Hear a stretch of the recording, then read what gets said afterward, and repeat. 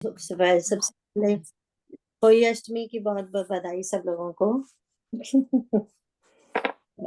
होली अष्टमी। ठीक है, हम लोगों ने 31 के नीचे करना है आज, है ना? राइट। ठीक है, तो 31 के नीचे से पहले बिगनिंग बोल के फिर 32 तक पढ़ते हैं। शुरू करूं? हाँ जी, प्लीज। सकल सुमंगल दायक रघुनायक गुण गान, सादर सुनहि ते तरहि भव सिंधु बिना जल जान। जय सीता राम चरण रति मोरे, अनुदिन बड़्यो अनुग्रह तोरे।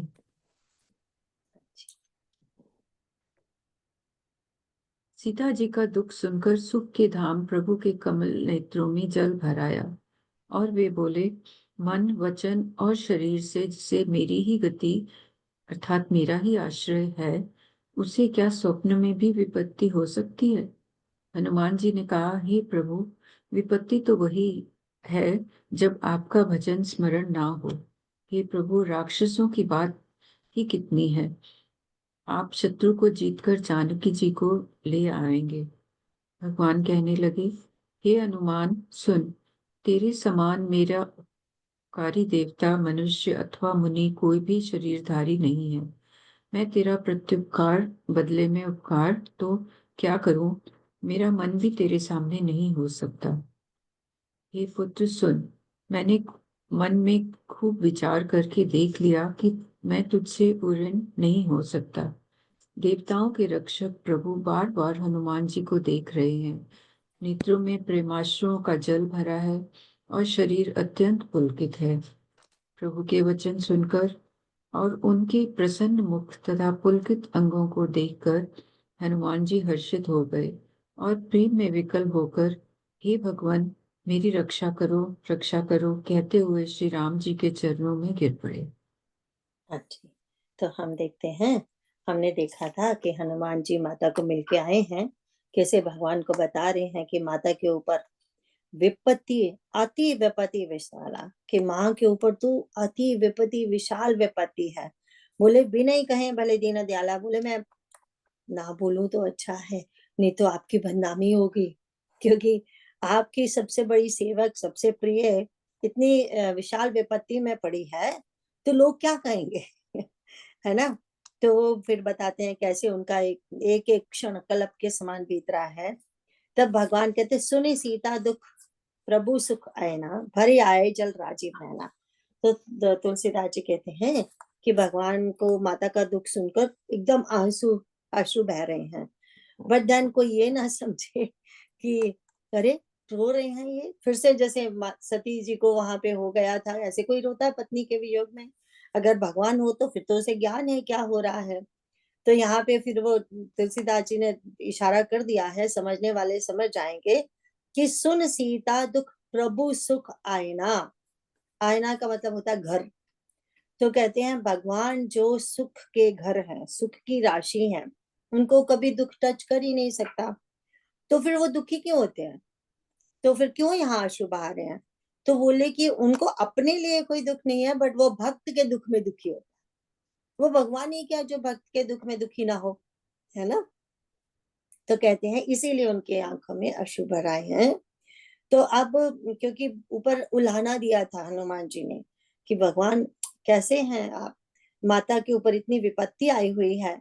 तो फिर भगवान कहते हैं, अच्छा मैं तुमसे एक प्रश्न पूछता हूँ। बोले क्या? बोले वचन काय मन मम गति जाहि, सपने भूजे विपत्ति की ताही। तो बोलते हैं, आप हनुमान जी ये बताइए कि जो मन वचन कर्म से जिसको मेरी ही गति है, जो सिर्फ उसका गोल मन वचन कर्म से मैं हूँ, तो क्या उसे सपने में भी दुख हो सकता है? तो बोले, तो हनुमान जी की परिभाषा दुख की कुछ और है। वो हनुमान जी एंड भगवान की परिभाषा दुख की डिफरेंट है।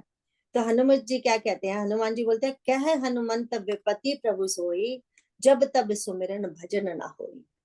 कहते हैं हम लोग जो जीव है ना, वो समझ नहीं पाता। रिमेम्बर राम गीता में भगवान ने कहा था ना, जीव वो है जो खुद को नहीं जानता, भगवान को नहीं जानता, संसार को नहीं जानता, वो जीव है।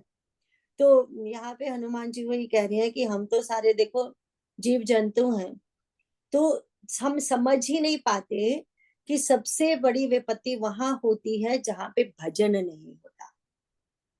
तो अगर क्वेश्चन ये है कि माँ को क्यों विपत्ति है, क्योंकि वो तो दिन रात भजन कर रही है। वो भी आ गया ना, रात दिन मन वचन कर्म से वो भजन में लीन है, उनको तो हमेशा समाधि लगी रहती है ना। तो फिर भी वो दुखी है। वो क्यों दुखी है? बिकॉज वो प्रभु से दूर है।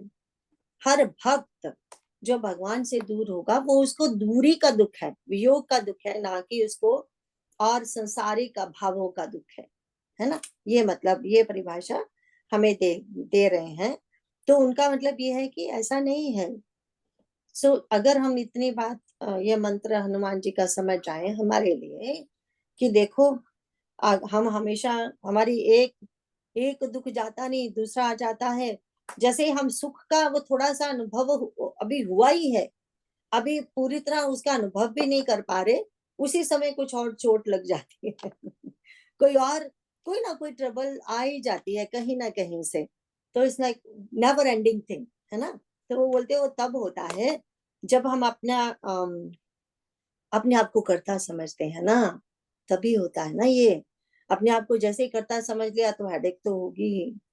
एंड आई डोंट नो वो कर्तापन कब जाएगा, ट्राई कर रहे हैं ट्राई कर रहे हैं धीरे धीरे। जब ये हनुमान जी जैसे बनेंगे तभी जाएगा। तो कहते हैं केतिक बात प्रभु जात धान के, बोले अब विलंब मत कीजिए। अब काहे का विलंब, अब पता चल गया मैया कहाँ है, कैसे रह रही हैं।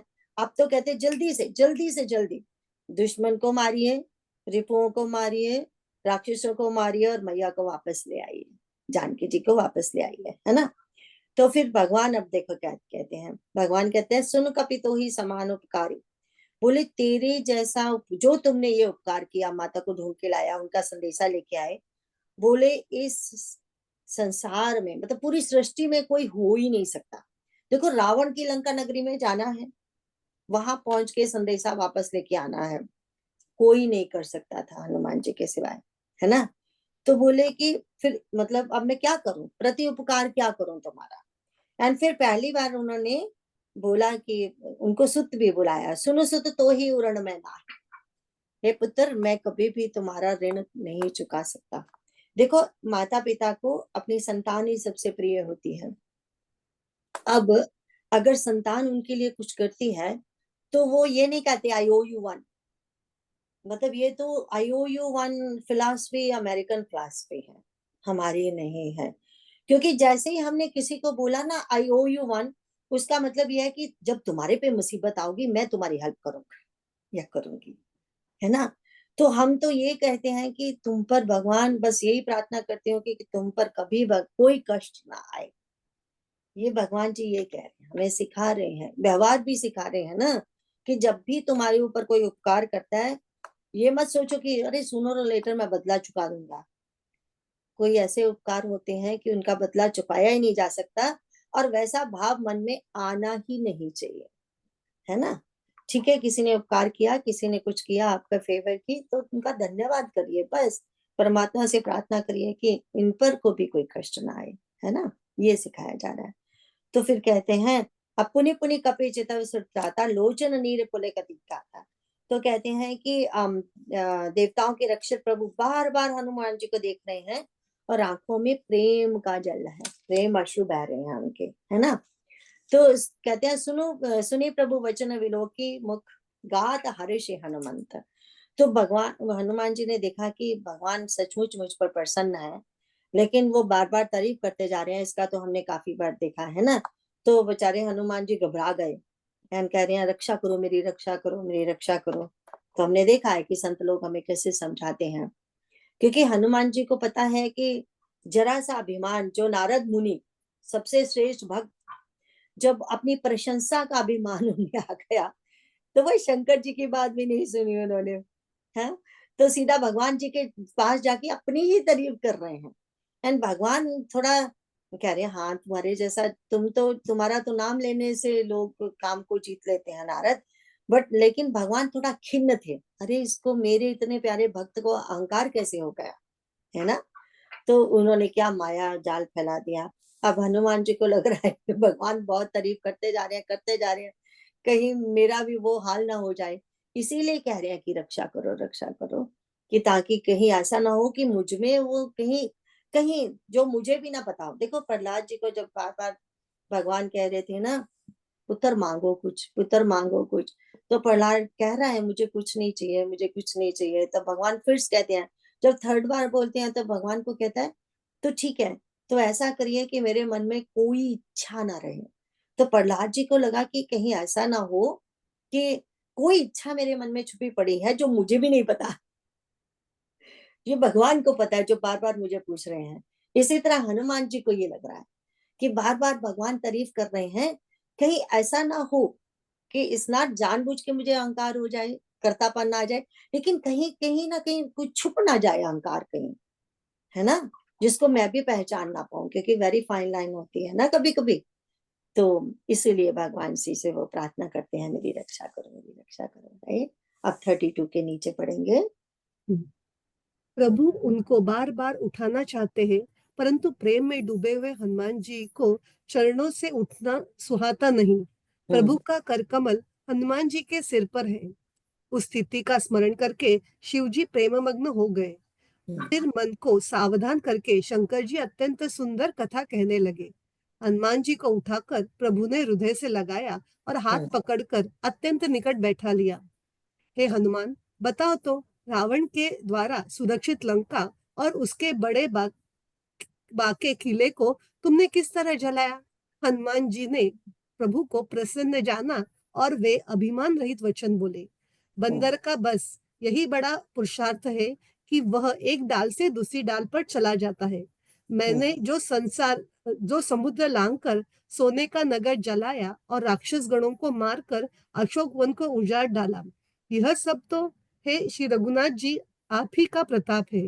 हे नाथ, इसमें मेरी प्रभुता बढ़ाई कुछ भी नहीं है। हे प्रभु, जिस पर आप प्रसन्न हो, जिसके लिए उसके लिए कुछ भी कठिन नहीं है।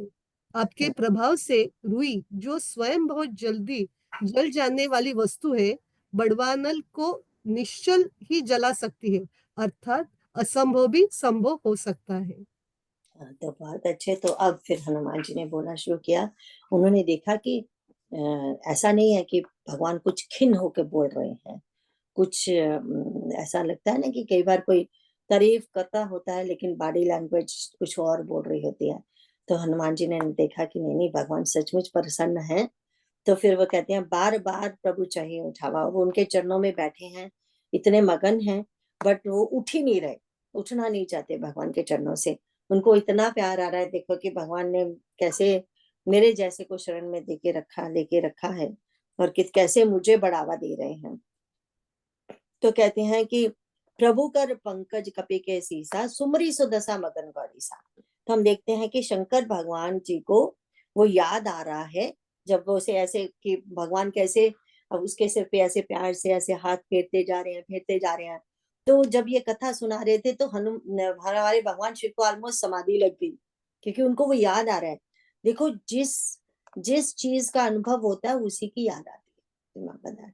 इसी से पता चलता है, सिर्फ इस पंक्ति से ही पता चल जाता है कि हनुमान जी भगवान शिव का अवतार है ना। तो क्योंकि अदरवाइज अगर उनका अनुभव नहीं, देखो अगर हम नोटिस करेंगे जब वो भरत जी का कहते हैं ना कि भरत जी को कैसे लगा, तो वो बोलते हैं कि भरत जी तक मेरी पहुंच नहीं, ऐसा शिव भगवान पार्वती माँ को कहते हैं कि उसकी सोच तक मेरी पहुंच नहीं। उसका मतलब क्या, उसका मतलब यही होता है कि जिसको अनुभव है वो ही बता सकता है, जिसको, और कई बार तो भी जबान बोल नहीं सकती, जो अनुभव हुआ है उसके लिए शब्द ही नहीं है। पर यहाँ तो ये है कि बोले मैं कुछ उसकी वहां तक मेरी पहुंच नहीं, मतलब मैं बता ही नहीं सकता कि वो कैसे खुश थे या क्या उनके मनोभाव थे। यहाँ पे सुमरी सदसा मगन गौरी सा, तो वो मगन हो गए वो याद करते हुए। तो कहते हैं सावधान मन करी पुरी पुनि शंकर। किंकर जी महाराज बड़े प्यार से बड़े हंसी से यहाँ पे समझाते हैं, कहते माँ ने जरा कूनी मारी होगी ऐसे ना। हाँ, ऐसे पता है ना कूनी मारनी क्या होता है, जिसको पंजाबी नहीं समझ आती, एल्बो, एल्बो से जरा ऐसे किया होगा कि ये क्या हो रहा है। मैंने तो कथा सुनने को सुनाने को बोला था, आप फिर से उस समाधि में चले गए। तो कहते हैं कि क्या करें, वो राम जी है ना, वो शिव जी भगवान के हृदय में आके विश्राम करते हैं। अब वो विश्राम कर रहे हैं, तो क्या हुआ, हमारे जो शंकर भगवान है ना, उनको कहना पड़ा जरा निकलो यहाँ से, मुझे मेरा काम करने दो। आप जब चाहते हैं मेरे मेरे हृदय में आके सो जाते हैं, तो मैं काम कैसे करूंगा? तो मतलब कितना वो बताया है कि देखो, हमारे हृदय में भगवान आते नहीं, उनके हृदय में बैठे रहते हैं और उनको कहना पड़ता है जरा पास से हट जाइए प्लीज, मुझे मेरा काम करने दीजिए, नहीं तो मैं हमेशा समाधि में बैठा रहता हूँ। मतलब हाउ ब्यूटीफुल दैट इज, है ना? तो मतलब कितना वो संत लोग कैसे वो ही समझा सकते हैं इस बात को, है ना? तो अब देखो, जो बात आती है, भगवान हमने कितनी बार कहा है, ये लिख लीजिए, तो ये रामचरितमानस में भी है, जो भगवान शिव एंड भगवान राम जी का नाता है, जब भगवान विष्णु का नाता है, वो है स्वामी सखा सेवक सीएपी के। वो एक दूसरे के स्वामी भी बन जाते हैं, बनते भी हैं, क्योंकि राम शिव की पूजा करते हैं, शिव शिव राम की पूजा करते हैं, या विष्णु भगवान, कुछ भी ले लो आपको, तो एक ही चीज है ना। एंड वो एक दूसरे के सखा भी हैं, एंड वो एक दूसरे के सेवक भी बन जाते हैं। जहां जहां जैसा रोल निभाना है वो बन जाता है। कभी कभी शिव भोलेनाथ यहाँ आके सेवा करने लगे, और कभी कभी ऐसा होता है कि कृष्ण भगवान या राम जी वो सेवा कर रहे हैं प्रभु की, है ना? ऐसा होता है। तो ये एक दूसरे क्या है? स्वामी सखा सेवक सीएपी के, ये हमारे शिव भगवान जी हैं।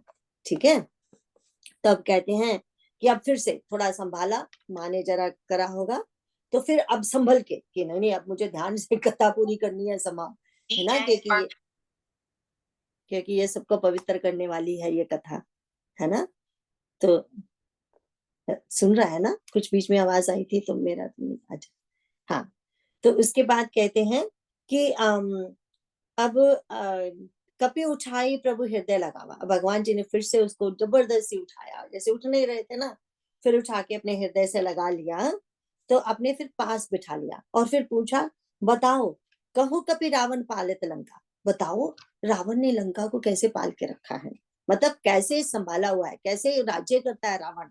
वहां कोई क्या पक्षी का परिंदा भी नहीं जा सकता, जैसे यू नो, कोई उसकी इतनी अच्छी व्यवस्था है कि एक पक्षी भी नहीं जा सकता। पक्षी तो क्या, हवा भी नहीं जा सकती उसकी मर्जी के बिना, वायु भी वहां एंटर नहीं कर सकती, ऐसा कहा जाता था।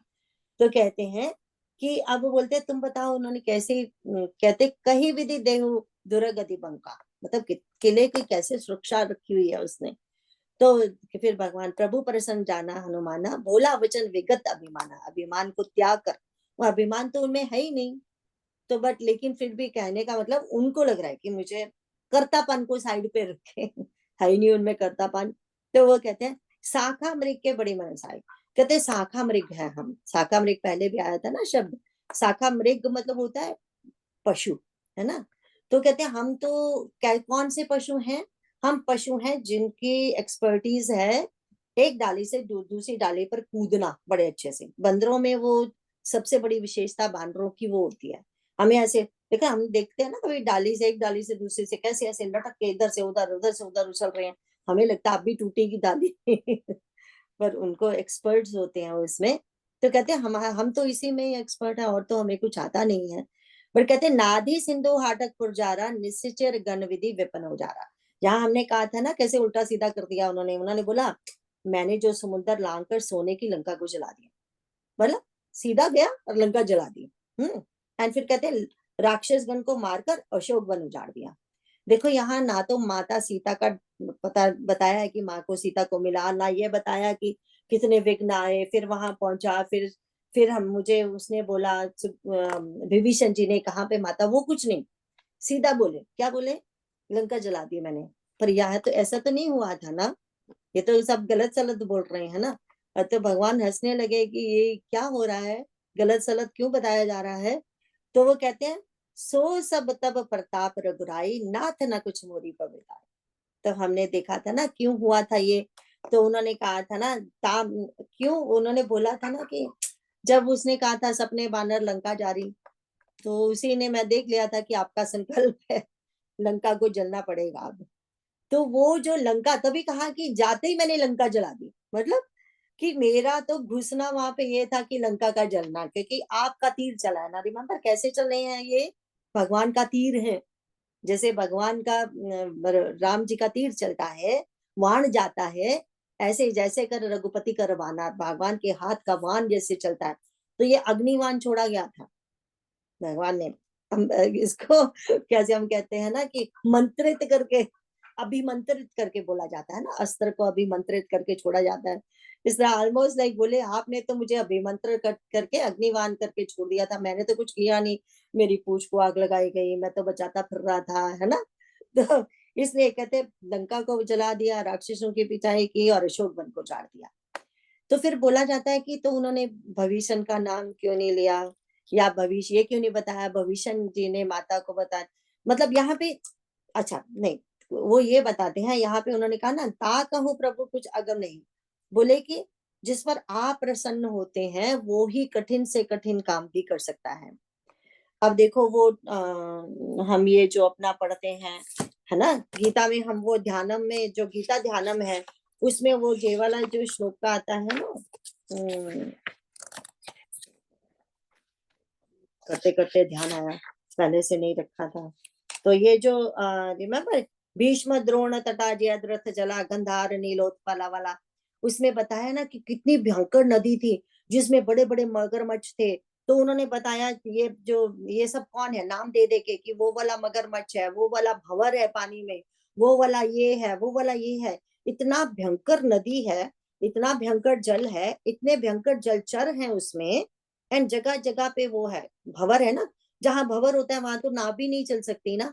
तो उसका छेवें का वो मीनिंग है ना, छेवा जो गीता ध्यानम का जो छठा श्लोक है उसका मीनिंग है ये, कि लेकिन फिर भी वो कैसे तर गए, उनकी नाव, पांडवों की नाव कैसे तर गई, क्योंकि प्रभु जी आप नाविक थे।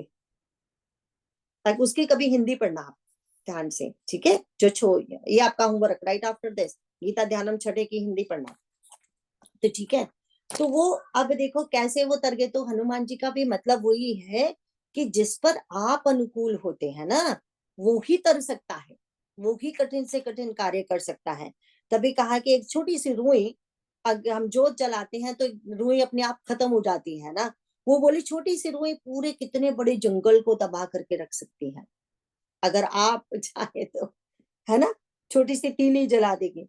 अब यहाँ पे प्रश्न आता है, ये सब तो उन्होंने कहा कि भगवान आपकी कृपा से हुआ है, तो क्या माता सीता जी भगवान की कृपा से नहीं मिली, क्योंकि उनका जिक्र नहीं किया ना, समझे आप। अब क्यों नहीं किया, इसका भी रहस्य किंकर जी महाराज जी बताते हैं, उन्हीं की उसमें से पढ़ा था। किंकर जी महाराज इतना अच्छा बताते हैं, कहते हैं ये विभीषण को न्योता दे के आए हैं और बताया भी विभीषण ने है माता सीता जी कहाँ रह रही हैं, राइट। तो वो यानी ये कहना चाहते हैं माता का मिलना आपके थ्रू नहीं हुआ, संत के थ्रू हुआ है। संत ने बताया भक्ति कैसे पाई जाती है। रिमेम्बर, प्रथम भक्ति संतन कर संगा, भक्ति हमें कहाँ से मिलेगी, संतों से मिलेगी। वो माता सीता का कैसे पता चला, ये तो ढूंढ ढूंढ के परेशान हो गए थे, इनको मिल नहीं रही थी मैया, तो वो भक्ति कैसे मिली, वो संत की कृपा से मिली, है ना। प्रथम भक्ति संतन कर संगा, इसीलिए उन्होंने नहीं बोला कि भगवान आपसे मिले, भविष्य की सिफारिश इस तरह से की गई है। तो फिर मे भी अकेले में बताया होगा, क्योंकि वो भी एक सीक्रेट था ना कि कैसे उन्होंने बोला था, कैसे एक सीक्रेट में बताया कैसे है माँ कहाँ, कैसे आप पहुंच सकती हो, कैसे मैं भविष्य को बुला के लाया हूँ। ये जब हमारी नेक्स्ट क्लास होगी उसको फिर से डिटेल में करेंगे हम, ठीक है। तो अब जो सो इसीलिए नहीं बोला गया, इसीलिए नहीं बोला, भविष्य जी का नाम यहाँ पे नहीं लिया गया, ना भगवान को बोला गया आपकी वजह से भक्ति मिली, नहीं संत की वजह से मिली। अब आगे चलते हैं 33 के नीचे। हे नाथ, मुझे अत्यंत सुख देने वाली अपनी निश्चल भक्ति कृपा करके दीजिए। हनुमान जी की अत्यंत सरल वाणी सुनकर हे भवानी, तब प्रभु श्री रामचंद्र जी ने एवं अस्तु अर्थात ऐसा ही हो कहा। हे उमा, जिसने श्री राम जी का स्वभाव जान लिया उसे भजन छोड़कर दूसरी बात ही नहीं सुहाती। यह स्वामी सेवक का संवाद जिसके हृदय में आ गया वही श्री रघुनाथ जी के चरणों की भक्ति पा गया। प्रभु के वचन सुनकर वानरगण कहने लगे, कृपालु आनंद कंद श्री राम जी की जय हो, जय हो, जय हो।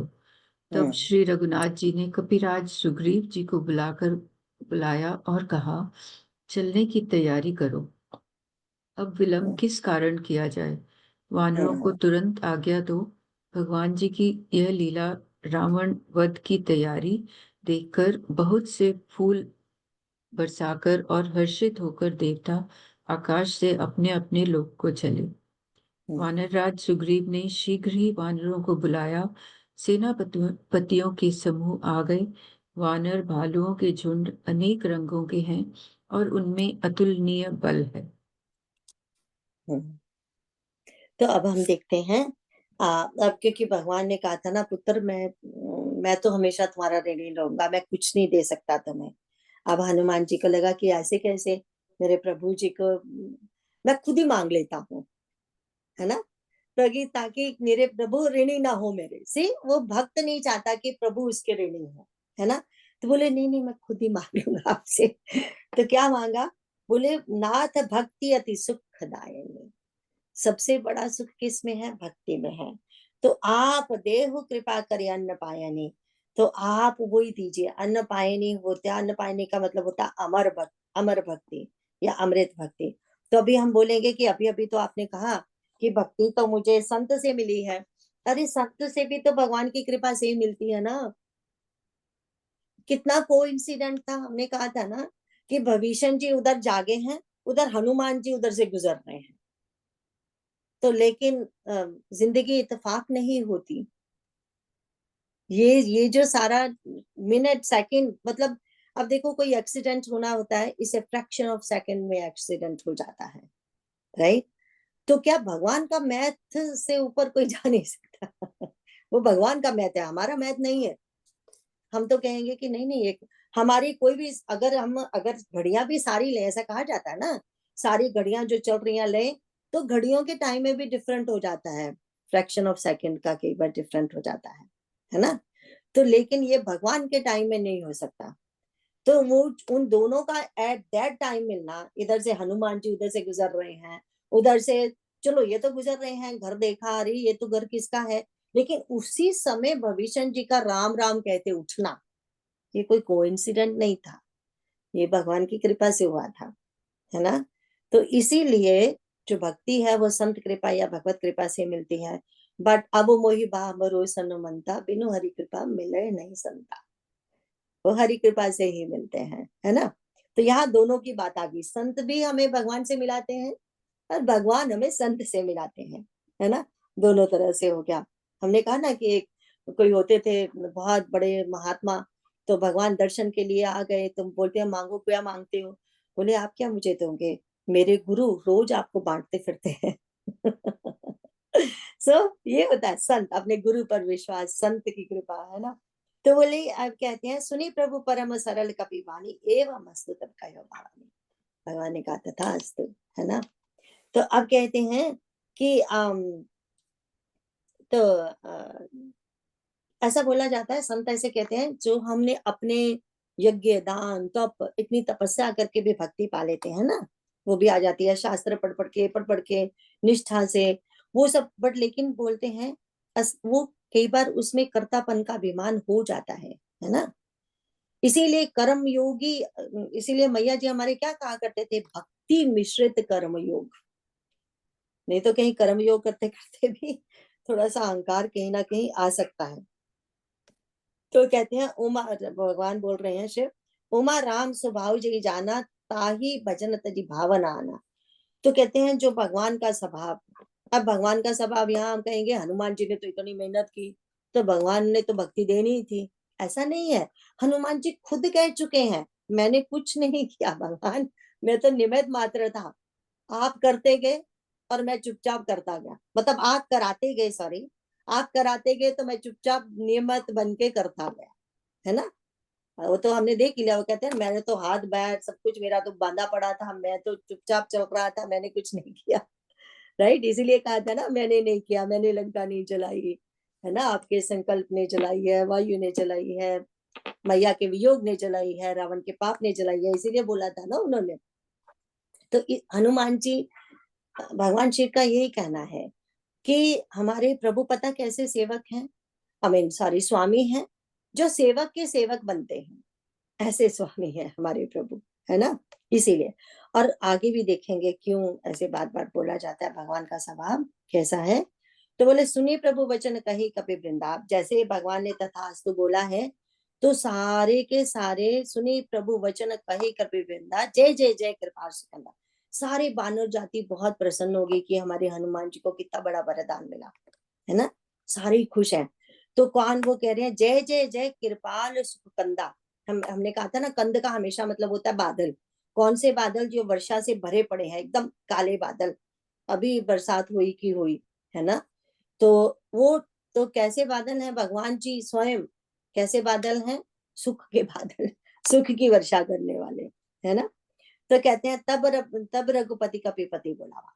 अब फिर वो तो वही बैठे हुए थे, पर उनको आज्ञा दी काइंड ऑफ, किसको? सुग्रीव जी को। बोला कि अब हम विलंब नहीं करेंगे, फटाफट फटाफट बुलाओ आप सबको, और प्रस्थान होगा अब लंका की तरफ, है ना। तो अब कहते हैं, अब विलंब के कारण कीजिए, तुरंत कपिन कहूं आयुष दीजिए। तो क्या कहते हैं, एंड मतलब बानरों को तुरंत आज्ञा दो।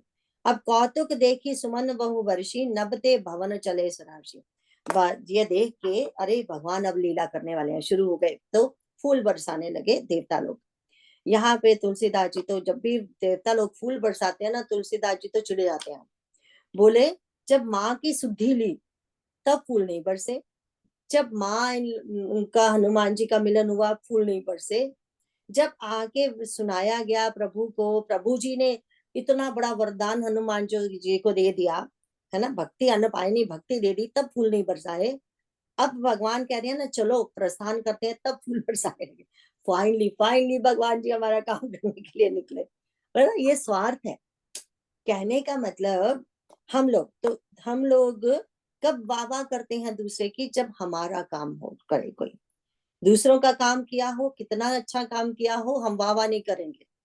हम वाह तब करेंगे जब हमारा काम हो, है ना। ये मतलब है उसका। तो फिर उसके बाद कहते हैं कि अब वानरराज सुग्रीव ने शिकारी बुलाया, और अतुलनीय बल वाली सेना है आ गई है। अब 34 के नीचे पढ़ेंगे। वे प्रभु के चरण कमलों में सिर नवाते हैं। महान बलवान रीछ और वानर गरज रहे हैं। श्री रामचंद्र जी ने वानरों की सारी सेना देखी, तब कमल नेत्रों से कृपा पूर्वक उनकी ओर दृष्टि डाली। राम कृपा का बल पाकर श्रेष्ठ वानर मानो पंख वाले बड़े पर्वत हो गए। तब श्री रामचंद्र जी ने हर्षित होकर प्रस्थान कूच किया। अनेक सुंदर और शुभ शकुन हुए, जिनकी कीर्ति सब मंगलों से पूर्ण है। उनके प्रस्थान के समय शकुन होगा, यह नीति है, लीला की मर्यादा है। प्रभु का प्रस्थान जानकी जी ने भी जान लिया। उनके बाएं अंग फड़कने फड़क फड़क कर मानो कह देते थे कि श्री रामचंद्र जी आ रहे हैं। जानकी जी को जो जो शकुन होते थे, वही रावण के लिए अपशकुन हुए। सेना चली, उसका वर्णन कौन कर सकता है। असंख्य वानर और भालू गर्जना कर रहे हैं। नख ही जिनके शस्त्र है, वे इच्छानुसार सर्वत्र बेरोक टोक चलने वाले रीछ वानर पर्वत और वृक्षों को धारण किए, कोई आकाश से और कोई पृथ्वी पर चले जा रहे हैं। वे सिंह के समान गर्जना कर रहे हैं। उनके चलने और गरजने से दिशाओं के हाथी विचलित होकर चिघाड़ रहे हैं। एक मिनट रुकिए, बचा दिए हैं इस पर, है ना। तो हम देखते हैं कि अब सेना आ गई, सेना चल पड़ी। कहते इतने महान सेना है। अब कहते देखी राम सकल कपि सेना, चितई कृपा करी राजीव नैना। तो जैसे ही भगवान जी ने उनको कृपा दृष्टि देखा, बिकॉज दृष्टि डिफरेंट प्रकार की होती है ना, आंखों की अपनी भाषा होती है। हमने कहा ना, कोई काम दृष्टि से देखे तो पता चल जाता है, कोई प्रेम दृष्टि से देखे तो पता चल जाता है, कोई दया भाव से देखे, है ना। आंखों की भाषा होती है ना, हर भाव को पहचाना जा सकता है आंखों से। तभी कहते हैं शील आंखों में होता है, शील का वास आंखों में होता है। तो शील मतलब तुम्हारा आचरण, जो शुद्ध आचरण है वो आंखें बताती है ना।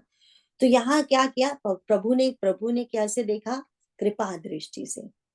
कृपा दृष्टि से मतलब जैसे ही कृपा दृष्टि उन पर डाली, तो वो सब एकदम बलवान हो गए, है ना। पहले से ही थे, अब तो और बलशाली हो गए। तो अब कहते हैं कि अब राम कृपा बल पाई कपिंदा। ऐसे लग रहा था जैसे पंच, कैसे पहाड़ों को पंख लग गए हैं, मतलब विशाल काये हैं उनकी, और ऐसे चल रहे हैं, लगता है उड़ रहे हैं, कुछ तो उड़ भी रहे थे, है ना। तो अब देखते हैं कि सुंदर शुभ शगुन होने लगे। हम तो बहुत मानते हैं ना इन चीजों के। लेडीज के दाएं अंग फरकने लगे तो शुभ होता है, मेंस के बाएं फरके तो शुभ होता है ना, ऐसा। तो बोले मैया के दाएं अंग ऐसे फटफड़ाने लगे जैसे एक एक अंग उनका कह रहा है कि भगवान चल पड़े, भगवान आ रहे हैं, बस आइए समझो, बस आइए समझो, है ना। एंड रावण को वो अपशकुन हो रहे हैं उधर। तो ये कितना सुंदर है ना, कहते हैं नख आयुध गिरी पादप धारी चले गगनमयी इच्छा जारी। तो वो कहाँ चल रहे हैं कि कहीं तो कोई उड़ रहे हैं जैसे इच्छाधारी, कोई कोई उनमें बानर इतने प्रभावशाली से अपनी इच्छा से कोई भी रूप धारण कर चल सकते थे। तो वो अपने अपने इच्छा से वो सब चल रहे हैं। अब आगे 35 तक पढ़ेंगे, मतलब आगे छंद पढ़ लेते हैं 35 तक। जो आप पढ़ रहे हैं मैं पढ़ू? ओके ठीक। दिशाओं के हाथी चिगाड़ने लगे, पृथ्वी डोलने लगी, पर्वत चंचल हो गए, कांपने लगे और समुद्र खलबला उठे। गंधर्व देवता मुनि नाग किन्नर सब के सब मन में हर्षित हुए कि अब हमारे दुख टल गए। अनेकों करोड़ भयंकर वानर योद्धा कटा रहे हैं और करोड़ों ही दौड़ रहे हैं। प्रबल प्रताप कौशलनाथ श्री रामचंद्र जी की जय हो, ऐसा पुकारते हुए वे उनके गुण समूहों को गा रहे हैं। परम श्रेष्ठ एवं महान सरपराज शेष जी भी सेना का बोझ नहीं सह सकते।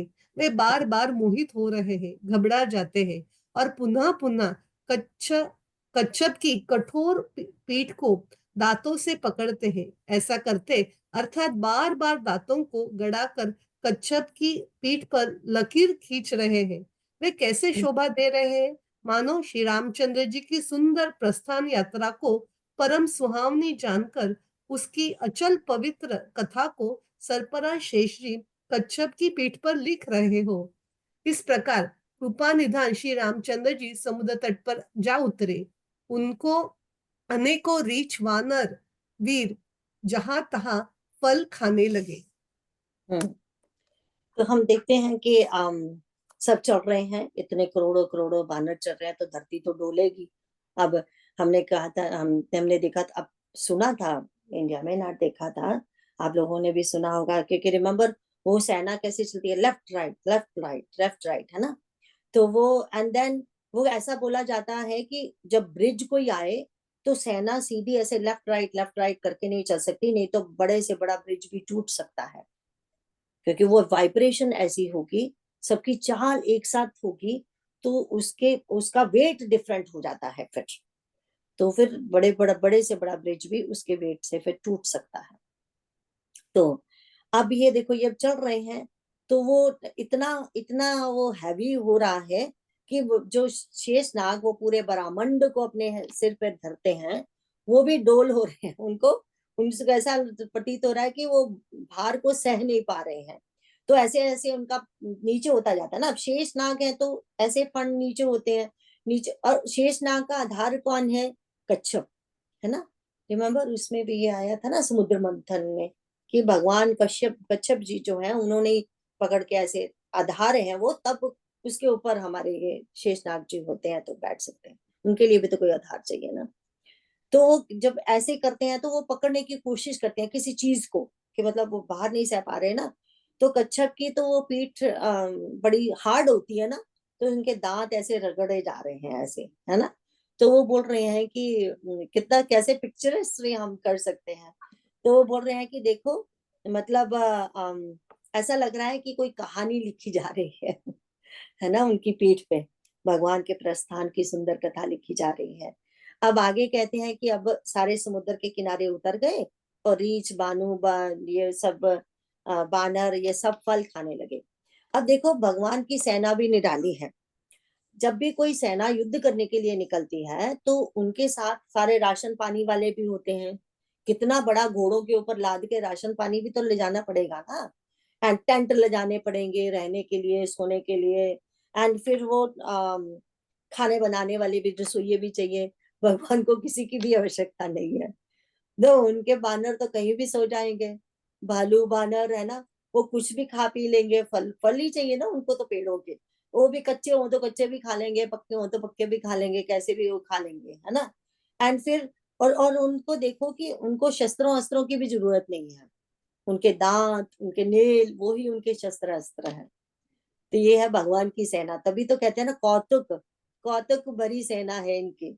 आज दिन तक किसी ने भी ऐसे भालू बांदरों को लेके युद्ध नहीं किया है, वो भी रावण जैसे के साथ युद्ध करता है ना, जिसने देवताओं को जीता हुआ है, उसकी बात हो रही है। अब आगे पढ़ते हैं।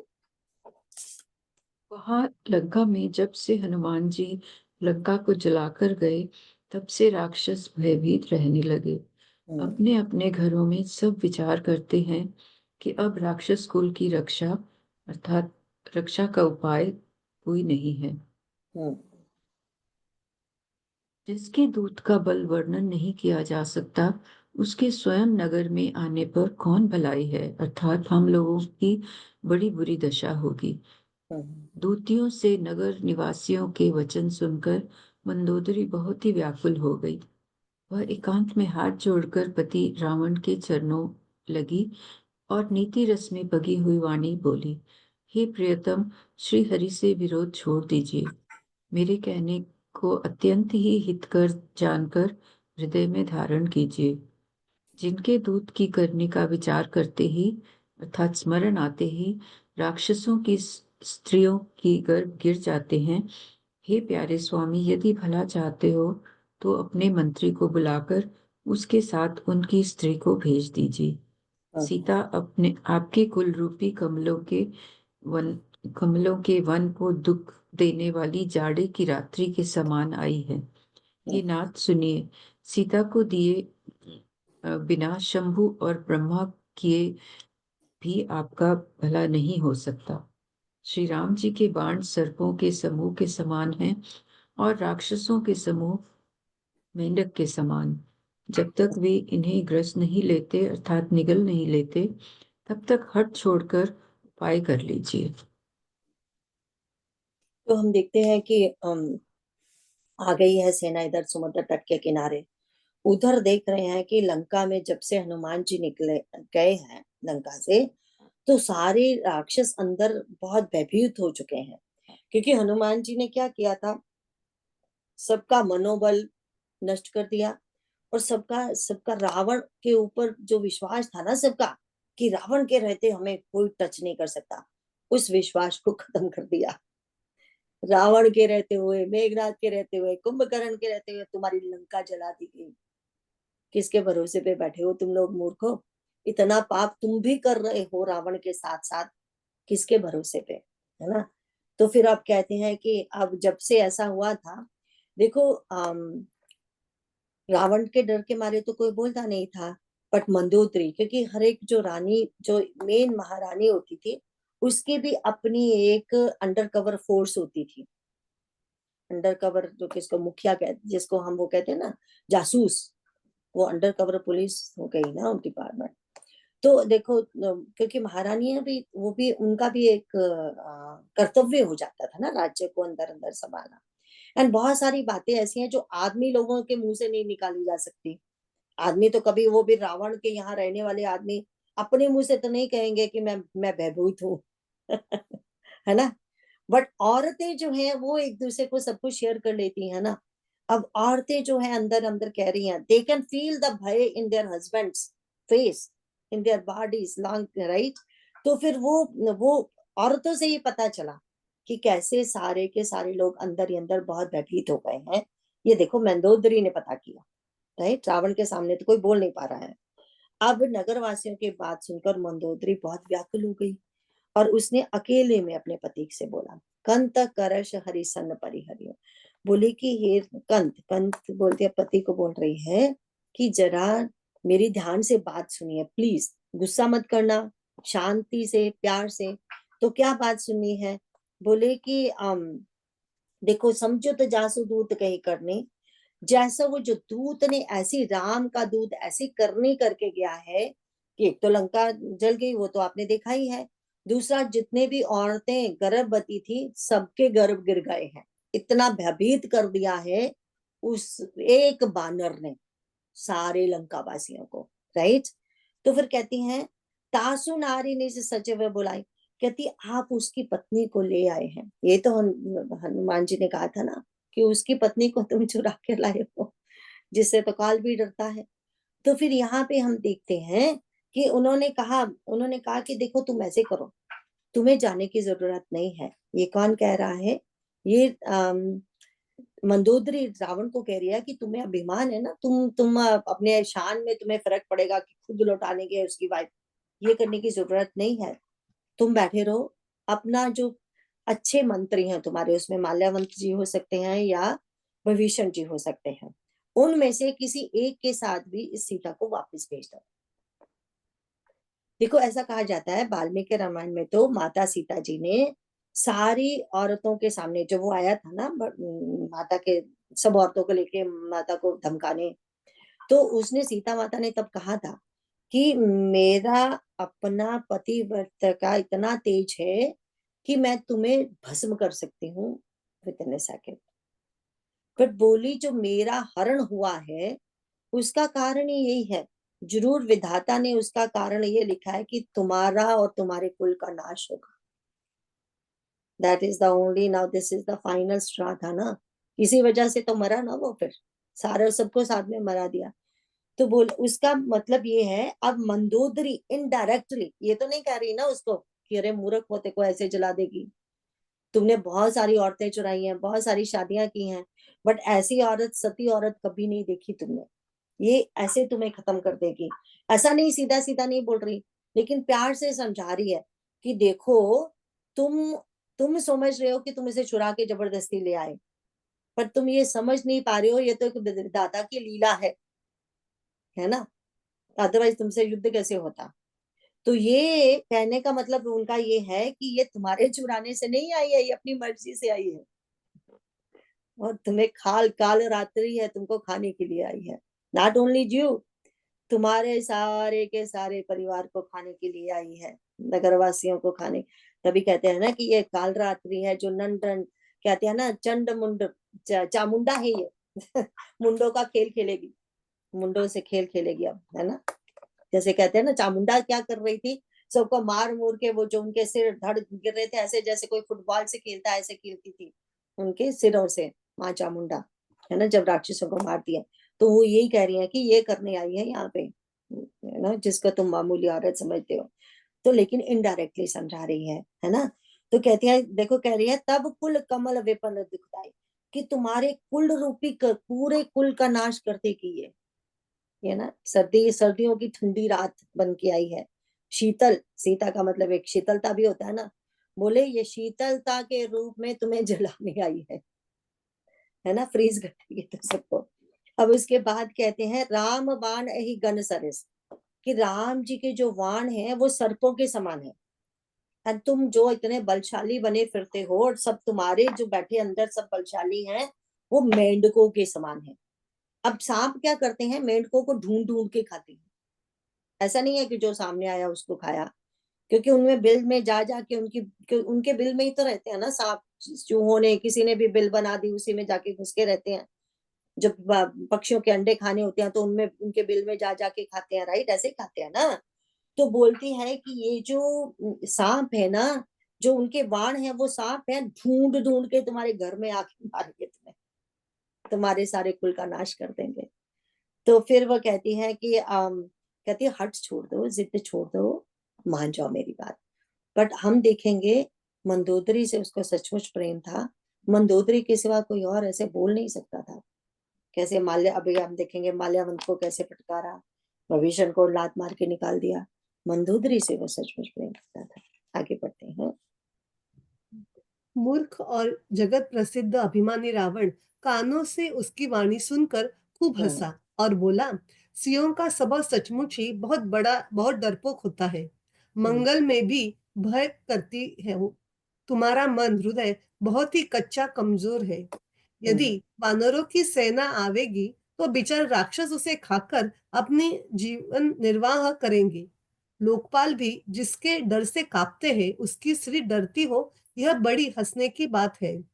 रावण ने ऐसा कहकर हंसकर उसे हृदय से लगा लिया और ममता बढ़ाकर, अधिक स्नेह दिखाकर वह सभा में चला गया।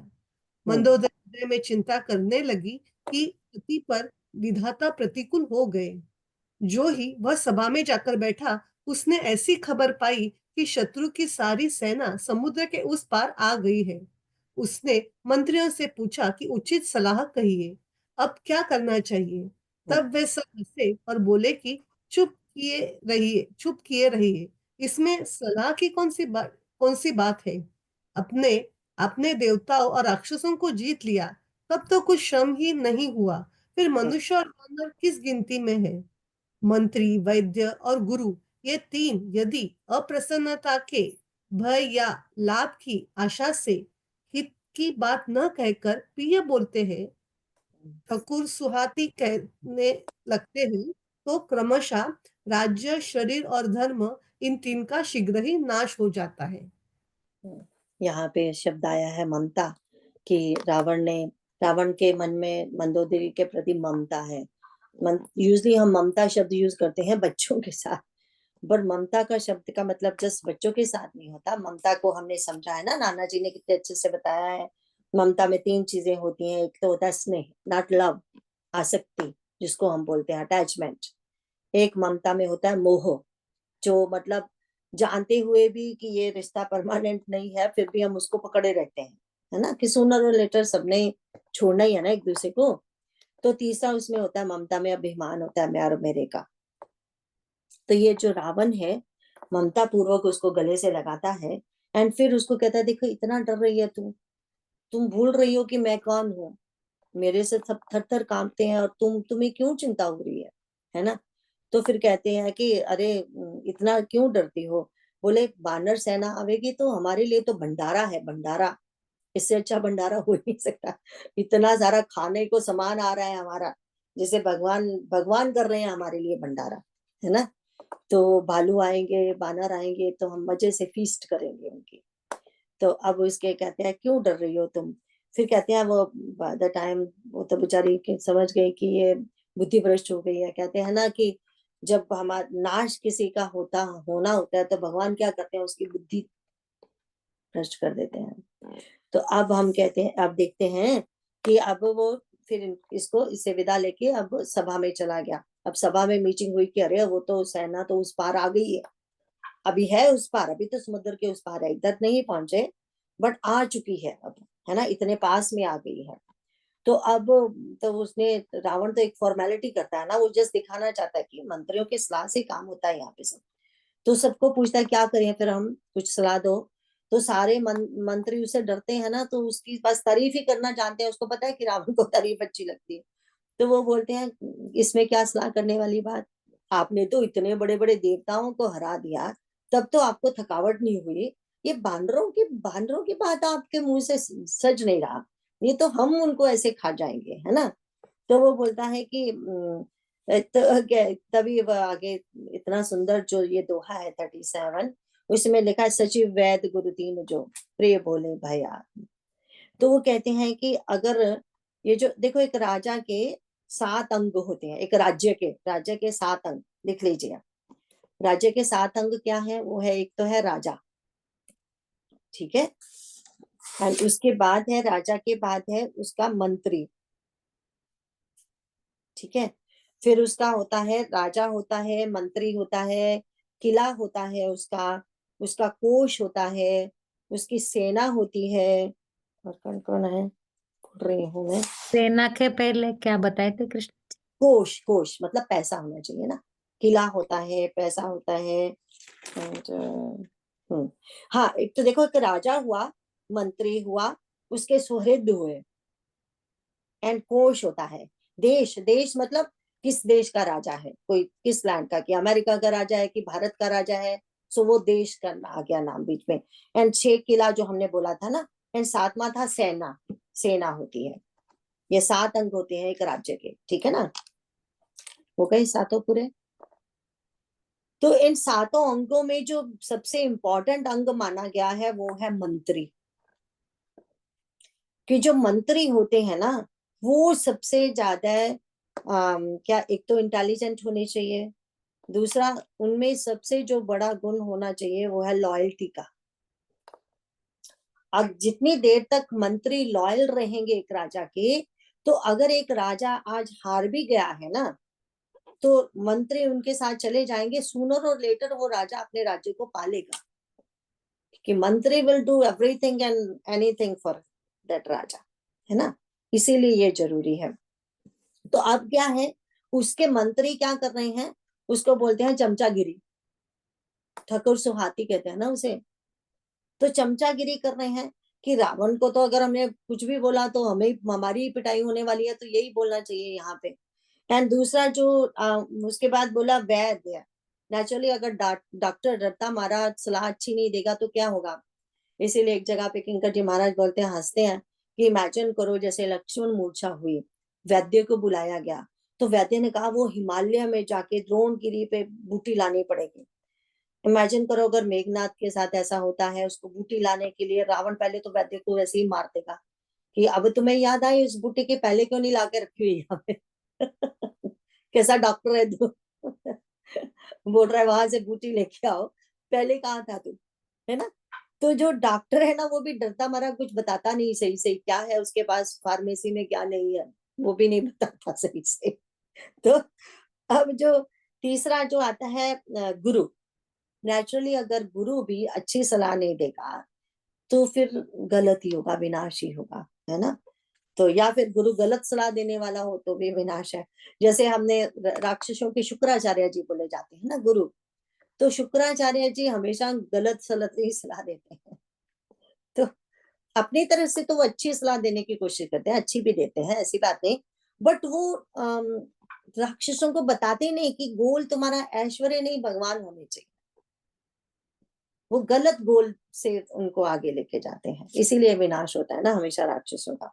तो अब 37 के नीचे पढ़ेंगे, देखिए कितना टाइम है, एक और कर लेंगे। रावण के लिए भी वही सहायता अर्थात संयोग आ बनी है। मंत्री उसे सुना सुनाकर मुंह पर स्तुति करते हैं। इसी समय अवसर जानकर विभीषण जी आए। उन्होंने बड़े भाई के चरणों में सिर नवाया। फिर वे सिर नवाकर अपने आसन पर बैठ गए और आज्ञा पाकर ये वचन बोले, हे कृपालु, जब आपने मुझसे बात तात राय पूछी ही है तो हे तात, मैं अपनी बुद्धि के अनुसार आपके हित की बात कहता हूँ। जो मनुष्य अपना कल्याण, सुंदर यश, सुबुद्धि, शुभ गति और नाना प्रकार के सुख चाहता हो, वह हे स्वामी पर स्त्री के ललाट को चौथ के चंद्रमा की तरह त्याग दे। अर्थात जैसे लोग चौथ के चंद्रमा को नहीं देखते, उसी प्रकार पर स्त्री का मुख ही ना देखें। 14 भुवनों का एक ही स्वामी हो, वह भी जीवों से वैर करके ठहर नहीं सकता, अर्थात नष्ट हो जाता है। जो मनुष्य गुणों का समुद्र और चतुर हो, उसे चाहे थोड़ा भी लोभ क्यों ना हो, तो भी कोई भला नहीं कहता। हे नाथ, काम, क्रोध, मद और लोभ, ये सब नरक के रास्ते हैं। इन सब को छोड़कर श्री रामचंद्र जी को भजिए, जिन्हें संत भजते हैं। हाँ, तो हम देखेंगे कि यहाँ पे हम देख रहे हैं कि भविष्य जी आए हैं, तो भविष्य जी अब समझ, क्योंकि दूसरे मंत्री तो कोई ठीक सलाह नहीं दे रहे हैं ना, तो भविष्य जी कोशिश करेंगे अपने भाई को राइट सलाह देने की। तो अब वो क्या बोलते हैं कि हे प्रभु, आप अगर पूछ रहे हो, क्योंकि वो सबको पूछ रहा है, तो भविष्य भी तो मंत्री है ना उनका। तो भविष्य कहता है कि देखो, अगर आप पूछ रहे हो तो मैं बताता हूँ जो मेरी बुद्धि अनुसार जो मुझे ठीक लगता है, तो आप कृपा करके ध्यान से सुनिए। तो कहते हैं कि क्या बोले वे कहते हैं कि एक 5 चीजें हैं जो हर मनुष्य चाहता है। देखो वो कौन सी 5 चीजें हैं, वो है जो आपन चाहे, कल्याणा, सुजसु, सुमति, शुभ गति, सुख नाना।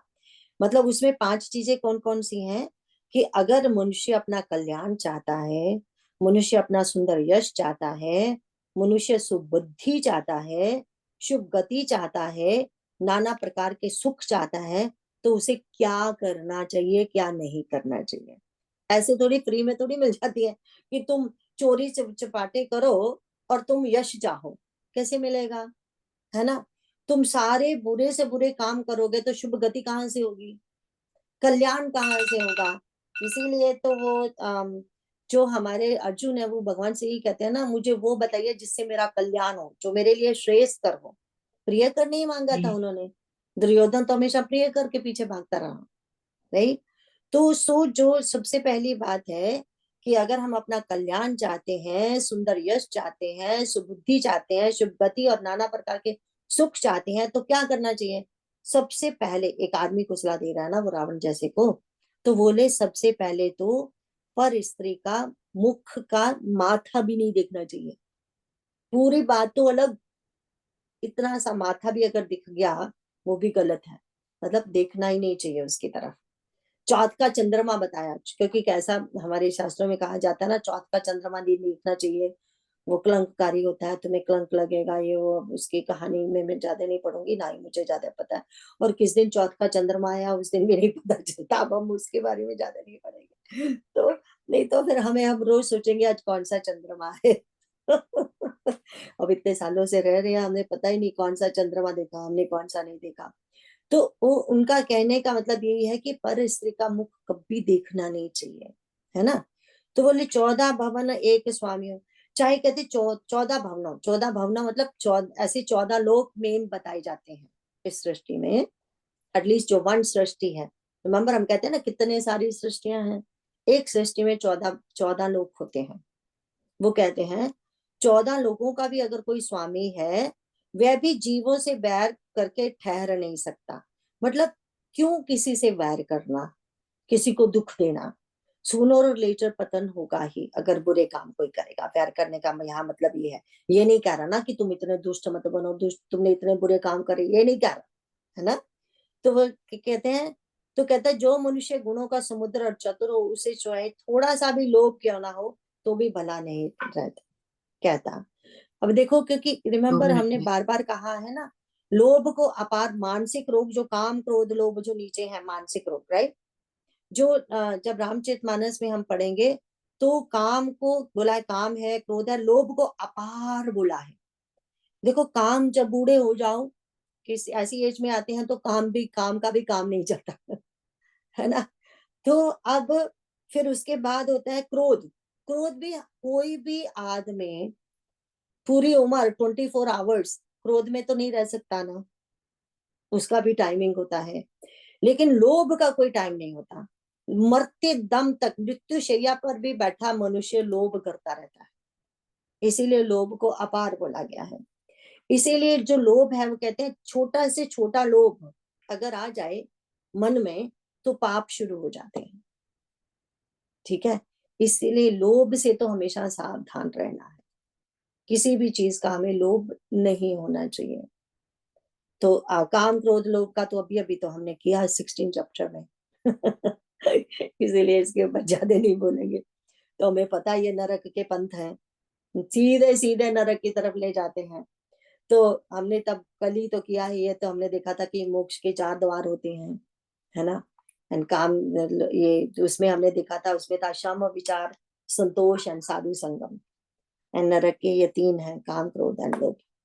तो आज के लिए इतना ही। अच्छा, तो हम before any question before we go, because आपको पता है कि सैटरडे हम निकल रहे हैं। यूं तो हम 18 नवंबर को आ जाएंगे, दैट विल बी मंडे।